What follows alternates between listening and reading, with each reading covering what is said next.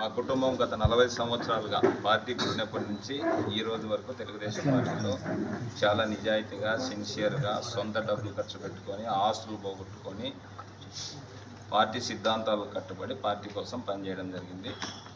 2019లో MLA అభ్యర్థిగా చంద్రబాబు నాయుడు గారు ప్రకటించారు. ఆ ఎలక్షన్లో ఫైట్ చేశాను, ఓడిపోయాను. ఆ మరుసటి రోజు నుంచి కూడా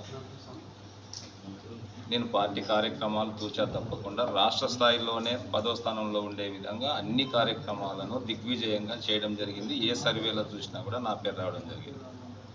కానీ ఈ నియోజకవర్గంలో ఎమ్మెల్యే టికెట్ ప్రకటించినప్పుడు ఈ నియోజకవర్గంలోనే కాదు, ఎక్కడా కూడా ఈ రాష్ట్రంలోనే జెండా విలువ తెలియకపోకున్నటువంటి వ్యక్తి, జెండా కూడా పట్టుకోకున్నటువంటి వ్యక్తికి తెలుగుదేశం పార్టీ అభ్యర్థిగా టికెట్ ప్రకటించడం జరిగింది.